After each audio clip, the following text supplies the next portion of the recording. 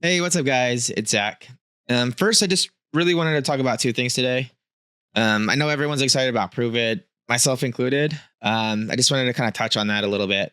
And then, secondly, I wanted to do this video to demonstrate and talk about generative AI and specifically how I use Aider, which is part of my development workflow. It's something I think really speeds up my tasking and how fast I can get things done. And I think a lot of you guys are going to find some value in it too. So I just wanted to do a demo and kind of talk about that. So let's just talk about Prove It first, right? Today is Saturday. Yeah, it's Saturday, which means it starts in 2 days, right? It starts on a Tuesday. It goes through Thursday, and I'm going to be there all week. I'm actually flying out tomorrow, and I'll be flying out on Thursday. I'm super excited for this conference. I think it's going to be really interesting, primarily for two reasons. One, it's the first year that they're hosting it. And then two, the format is completely different than anything we've ever seen, right? I think we've all been to a conference or two where it just feels like it's sales pitch after sales pitch. We're not really seeing an actual demo or getting a chance to actually play with the technology, which I think we all secretly want to be able to do at conferences. We all want to be able to kind of get a peek under the hood and be able to play with the software. So sometimes those conferences are a real letdown, right? I think Prove It, that's what they're trying to focus and target, right? Their approach is a kind of a no BS approach to demos and demonstrating technology and having a conference around actually proving value, right? Hence the name Prove It. I think they ultimately want to show users what's possible and what's the truth, objective truth versus what's kind of the BS out there, right?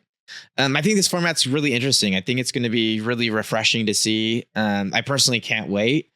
And I know a lot of you guys feel the same way. I know a lot of people in the Discord have been really excited. I've been seeing a lot of buzz in the community and on LinkedIn. So I think just everyone's really excited. I think everyone's interested to see how it's going to turn up.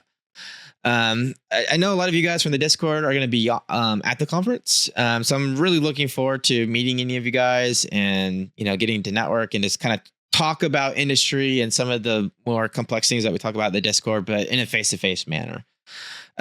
Personally, I'll be kind of bouncing around the flow booth a little bit and walking around the conference. So if you guys see me walking around, please say hi. And I'm really trying to, network and meet as many people as I can.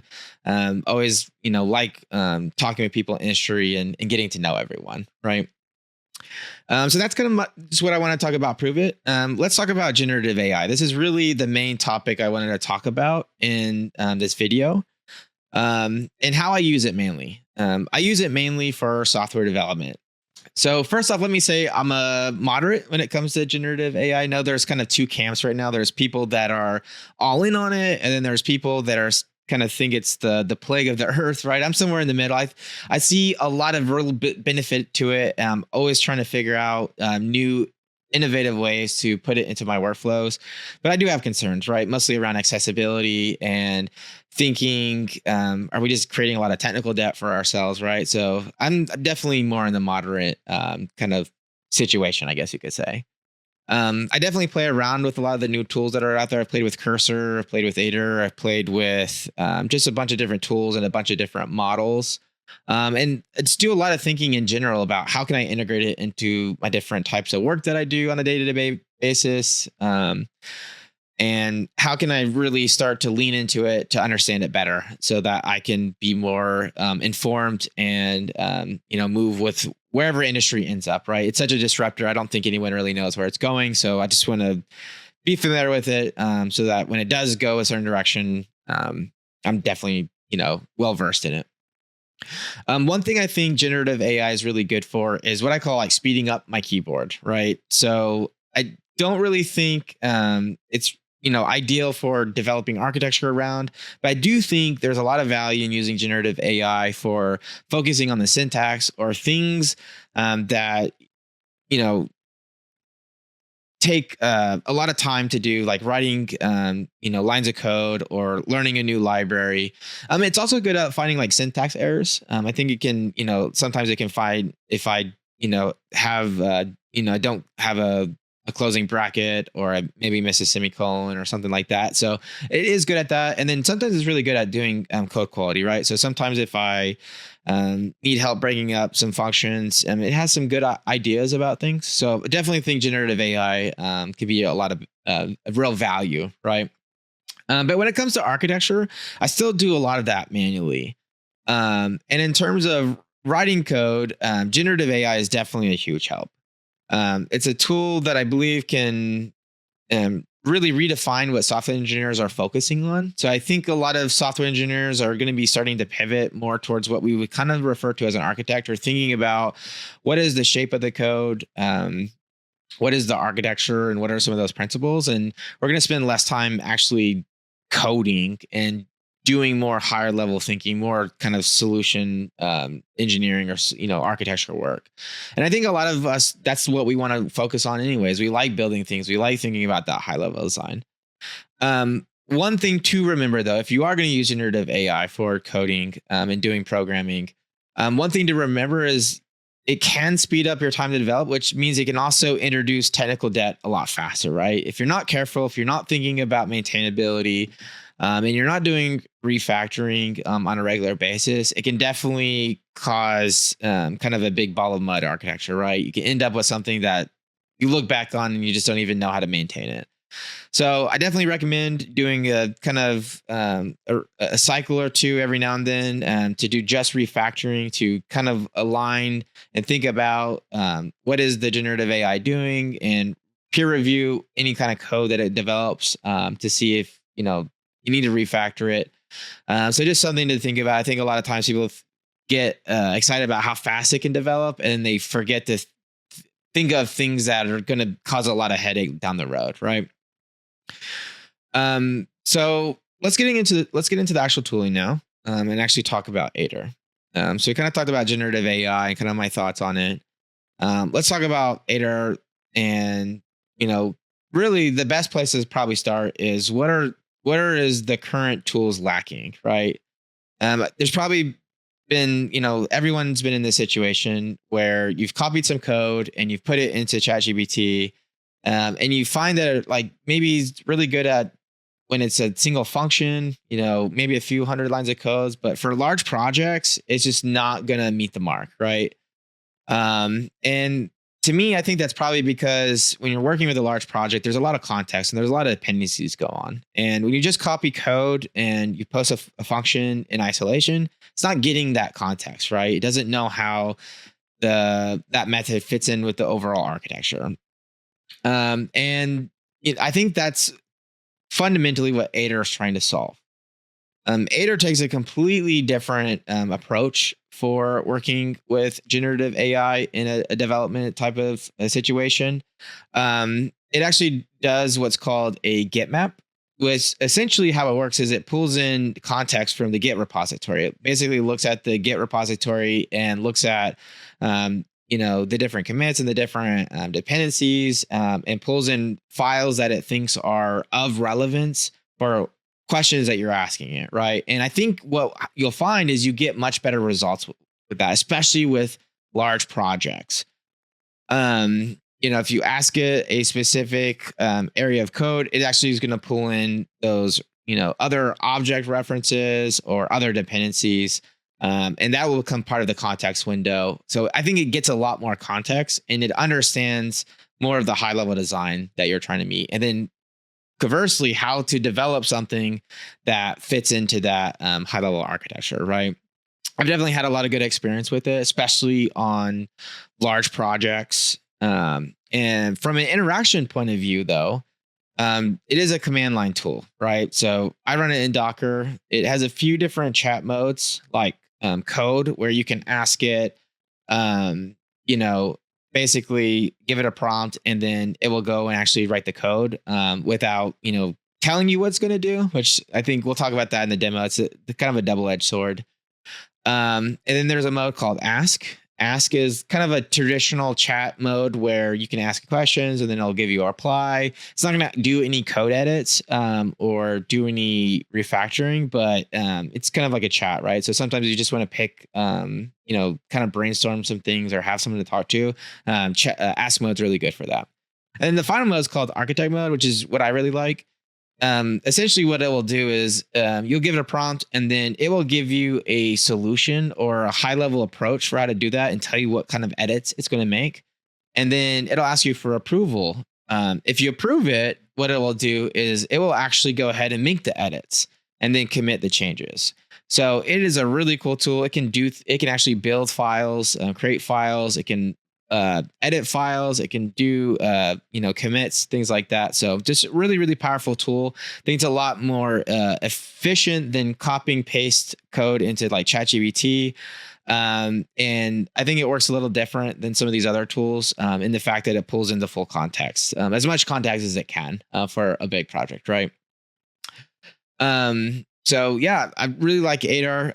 Really, a lot of really cool features. But that's probably enough of me talking. Let's actually get into the demo, and I can actually show you guys the tool. So let's jump into it. So one of the first things that we're going to want to do to get started with ADAR is to go ahead and install it. What you see on screen right now is the ADAR's documentation, and their documentation is awesome. There's a bunch of different prompts that you can run and commands that you can run. They also do blog posts. So anytime a new model comes out, typically they do a blog post on it talking about how it works. They also do benchmarking and show how different models rank for different types of tasks, like architecture work or for refactoring code or just writing new code. So I really like their documentation. If you look here, there's a kind of a get started section. This is for installing it, the Python code, just as you normally would. What I like to do though is I like to run it in Docker. So if you come to their website and click on installation and then ADAR with Docker, what you see is all the commands and all the information for how to get an ADAR container up and running so that we can go ahead and use it with Docker. So we're going to go ahead and jump into Visual Studio, and I'll show you guys what that looks like. So we're over in Visual Studio now, and the project that I have pulled up is called LapLogic. LapLogic is my own kind of passion project, I guess you could say. It allows users to upload and stream their telemetry data from different sim racing games like iRacing and Le Mans Ultimate, and be able to create their own scripts, create their own analytics, create their own dashboards, and share that data with other users. So it has a few different containers that make up the architecture. So it's a very complex project, right? It'd be really hard to get some good results with just using something like ChatGPT. We would need that added context that ADAR can pull in. I'm going to go ahead and we're going to open up a terminal now. So I already have a Git Bash pulled up. You can run it through any terminal that you want. I just use Git Bash. And the command we're going to go ahead and run is that Docker run for the container. So this is a similar command to what the ADAR documentation mentioned. You will notice there's a few extra commands in here that I have. One of them is I'm using the O3 model. I have a tier 5 OpenAI account, so I can use O3 mini. I can use O1. So I play around with a lot of these models. One thing I want you to pay attention to is at the very end here. You can see there's an architect model O3 mini and then editor model O3 mini. We're going to show you guys these different modes, but one of the things that ADAR is really good at is you can use different models for different types of tasks. So I'm using O3 mini for both architecture and for edits, but if I wanted to, I could use Sonnet for edits and O3 for architecture, or I could use O1 for architecture and O3 for edits, right? So ADAR is really cool. You can use different models that are better at different types of tasks, and you can use a tool like ADAR to use the right tool for the job. So we're going to go ahead and run that. And what that's going to do is that's going to spin up the Docker container with ADAR in it. And you'll see when it pulls up, I'll just get kind of a boilerplate command here. Tell me what model I'm using, what editor model I'm using, how many files are in this Git repo, and then the repo map, how many tokens the repo map. And remember, the repo map is that map that ADAR uses to understand context of what dependencies and things there are. So you can see right now I'm in architect mode. Let's swap over to just ask mode. So ask mode is, again, just like a traditional chat, just like you would with OpenAI. So you can ask it questions and it'll just give you a reply. It won't actually make any code edits or anything like that. But one of the use cases that I really like to use ADAR for is when I'm not familiar with a piece of code. Maybe I'm new to a project, and I need to get it spun up really quickly, and it's a really big project. Aider's really good at that. So let's say I wanted to reference a specific file in here. So you would just do /add. So add means add the file to the context window. And what we're going to do is add page view. And then I have a razor component here. And I know what this page view does because I've written all this code. But let's say I was new to this project and I was trying to figure out, what this is. I could come in here and do a /ask and say, I'm new, do just like a typical prompt. So I could say I'm new to this project. I think page view handles managing dashboard components and loading data into those components. Is that correct? And can you give me an overview of what this component does? So just like a normal prompt, to me, this is almost like having a mentor, right? Being able to ask maybe someone that's more senior about the code base, and ask it in a way that's more tailored to specific questions I have is really, really powerful. So I went ahead and said that prompt. Aider is going to go ahead and relay this to whatever model provider that I listed for what I'm using, which right now I'm using O3. It does take it a second. One thing you'll notice with Aider is it doesn't have like a loading bar or a progress bar. So sometimes you kind of wonder, did it error out? Did it send something? Is OpenAI just being really slow, or another model provider? So that's one critique I have with the tool is sometimes the feedback's not really good to understand, are we waiting or what's going on? But you'll notice it's pretty quick. O3 Mini is really, really fast, which is one of the reasons I really like it. But you can see it already responded with some information. So it told me, that is correct, that the page view component acts as the primary view for a dashboard page. It has several responsibilities. And then it lists some other components like the data service or the match channel service or the EF services. These are some of the services that this component has as a dependency. And it's already making references to some of these other pieces of code. So again, really, really powerful at being able to read the source code and kind of pull into context, what is, and give kind of a more tailored view to navigating and learning a piece of code. So one of the next use cases that I really like using Aider for is for documentation. It's no secret that developers hate doing documentation. It's almost needed, something viewed that's needed, but we all hate doing it. To me, this is something where OpenAI and generative models in general can be really, really powerful. We can be more focused on doing the things that we like architecture work or even some programming, and have generative AI do documentation kind of in the background, right? In a more passive sense, and also keep it up more to date. So one of the things that's really powerful with Aider is it can be integrated with Mermaid.js. So let me kind of show you guys what that looks like. For this, we're going to switch out of Ask. So Ask mode just is like a general chat. We're going to switch over to code.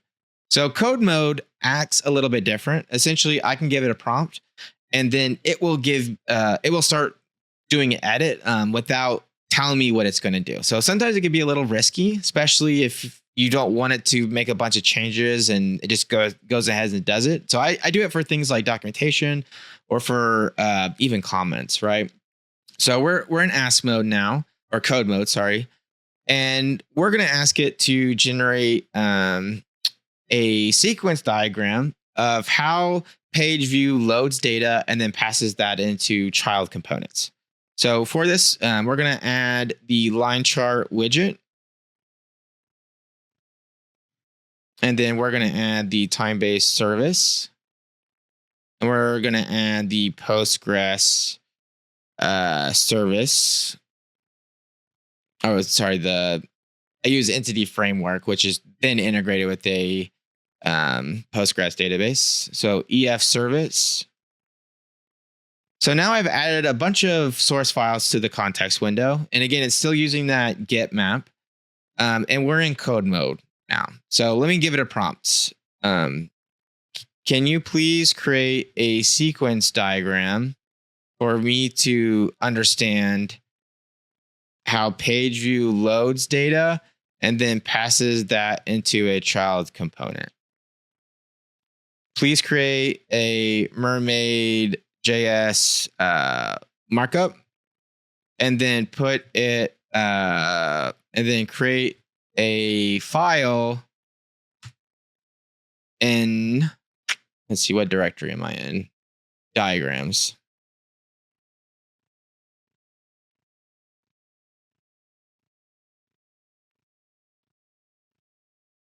Okay. So we're asking it to create a mermaid JS sequence diagram um, for a specific flow, right? So page view is one of the services. It's kind of like an orchestrator component. Basically, it works with some of the data sources and then passes that data and then models that data and then passes it into our child components like graphs or scatter plots and things like that. So it went ahead and created a sequence diagram. And then now it's asking me, do I want to create a file? So I can go ahead and say yes. And essentially what that's going to do is create the file. So now in diagrams and then page view sequence markdown, I now have a sequence diagram. So let me go ahead and then you can, one thing that you'll notice too is it went ahead and committed that. So one of the things that's really cool with Aider that I didn't mention is that it has Git integration. So it can go ahead and in code mode, it will actually commit changes, and you can turn that off if you don't like that. But it can go ahead and add commits. It can add descriptions. It can add text. Typically what I find myself doing is using the commits and then basically I'll undo the commits if I don't like them, or add more description or rename them. So the Git integration is really cool, but sometimes you want having more manual control over that. And you can, again, you tailor that. You can toggle it off and do that. So one of the things is it put it in the base directory. So let me go ahead and pull that open, and then we can see what it did. So this is a little bit small. Let me make this a little bit bigger here. But essentially, I have an extension in Visual Studio that lets me visualize and render a Mermaid.js diagram in Visual Studio. So all I did was drag and drop that sequence diagram that Aider created into a slightly different directory so I could find it. And you can see it's created this diagram, and it's generated by using and referencing the code that we pass it into Aider, which is, again, spread out across multiple components. Which honestly, this is really powerful, and you can use this for other things. This is a sequence diagram. You can also create like class diagrams, any kind of diagram that Mermaid.js can create. You can use Aider to do that and do it in a way that allows to be more passive so that, developers can focus on things that they want to focus on. So that's a really cool use case for Aider, is the ability to create those diagrams. So one of the last use cases I want to show with Aider is how I use it on a day-to-day basis, and that's in architect mode. Essentially, what architect mode can do is you can give it a prompt, and then it will think of the architecture or do some basic reasoning and tell you what edits it's going to make before it makes them. You can then approve them, and then it will go into code mode on its own without you having to do anything and actually go and make those edits that it told you it was going to do. So this is a really good way to kind of see what the generative AI is going to do before it goes out and does this. A lot of times I find myself, if I'm in code mode, sometimes it messes up or it doesn't understand the architecture, and I end up undoing a lot of what the generative AI model does. This helps prevent that, right? I can see what it's thinking. I can redirect it if it's not thinking kind of the right the direction that I need it to, and then have it go implement it once I'm pretty satisfied with it. So let me kind of show you guys what that looks like. Right now we're in architect mode. So I given it a question, kind of an architecture question, right? Hey, I need to think about performance, specifically when I have a lot of different tags. What are some things that it could do to improve performance, right? And you can see it's updating the map. Again, it's rebuilding that context get map. And it's going to think a little bit. O3 mini is much faster than O1, and the reasoning is really, really good, but it still can take some time, especially if you give it a more complex prompt and you have a lot more context, right? But it should come back with something. So let's give it a few seconds. And essentially what it'll do is it's going to give us kind of a high level overview, and then also what edits in what files it would make if we were going to go ahead and code that. So if I look up here, it can tell me there's a few targeted areas that we could improve performance. Right now, it looks like for the math channel specifically, we're running them sequentially. It's telling us we could run them multi-threaded, and then use a when all done to still make sure that we're executing the rest of the code in a synchronous way. So it's making a few suggestions and some code edits, right? You'll notice at the very bottom, it says edit the files, yes or no. I'm not going to go ahead and edit this, but you would imagine that if I was happy with these results, I would say yes, and it would go ahead and make those changes. I can always back out those changes. So let's just say yes, let's go ahead and make those changes. Just so you guys can see for the demo. Essentially, it'll take it a few seconds, but it's automatically switching to code mode, right? So it's going to use whatever editor model I've told it to use, which I don't know if you guys remember, but when I started Adar for the first time in the container window, we told it just to use O3 model for both architecture and model, but I could use a different model for the edit mode, right? O3 high is really, really fast. So again, I use it for both architecture and edits. I'm very, very happy with O3. But it's going to go ahead and make the edits. So just give it a few seconds here to do its magic. And one thing to note, this is, the response time can vary, right? Sometimes OpenAI has some performance issues, and sometimes this can take longer. Sometimes it's really, really fast. One service that I really like and use is called OpenRouter. If you're going to use Adar, I would heavily suggest you guys check out OpenRouter. It's a really, really cool service. It allows you to centralize all your token usage, all your credits, and then you can have a single endpoint for all the different model providers. So it's a cool service to use. But one thing you'll notice is that it went ahead and made those edits. So if I go in here and look at what it's going to tell me, what areas of the code that it was searching for, and then what did it replace it with, right? So it made some edits here. Again, remember the suggestion told us that, hey, right now our math channels are being done synchronously. You could speed up performance if you did them in asynchronous fashion, which you can see here. It's running different tasks, different threads here. And then one thing you'll notice is that it went ahead and made commits, right? A commit and called it clean up and optimize page view component code. And then another commit for improve fetching match channels. Again, making that asynchronous. So again, really, really cool. I love architect mode. It's probably that, and ask mode is the majority of how I use Adar. But I hope this demo has gotten you guys excited and thought of different ways that you could use Adar, right? You can use it to understand a new project where there's a lot of code, and you can do it at a much faster rate than you would just by looking at call hierarchies or looking at dependency diagrams, like maybe using independ. You can use it for creating documents, creating diagrams, so that we don't have to do that, right? I know every developer, we do it because we know it's needed, but it's no one's favorite, right? And then you can use it for architect mode to actually make code changes and actually make edits, right? So I hope this was insightful. But yeah, that's the demo. So that's it, guys. I'm going to go ahead and wrap up the video. I hope you guys enjoyed the demo of Adar, and I guess just my general thoughts on AI. I'm definitely encourage you guys to go try out Adar. If you haven't already, go download it. If you have any questions or any cool ideas, let me know. Just drop it on the comment section of the YouTube video or tag me on Discord. I'll definitely try to respond. I definitely don't know everything. I'm still figuring out things. Like I said, I'm playing with new tools, playing with new models on a day-to-day basis, but love to help out or learn how you guys are using it. I know we talked about ProveIT in this video. Like I said, I'm super excited for it. And I know a lot of you guys are too. I know a lot of you guys are going to be there.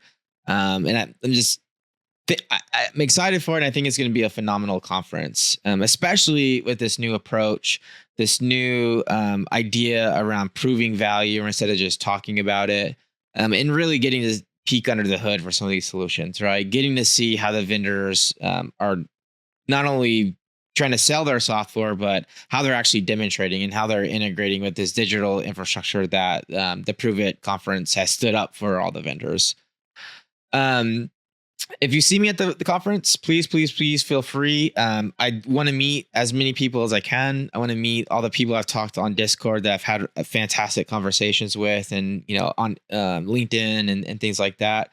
Like I said, I'll kind of be bouncing between the Flow booth and just generally walking around the conference. I'll be there all week. My flight leaves on Thursday.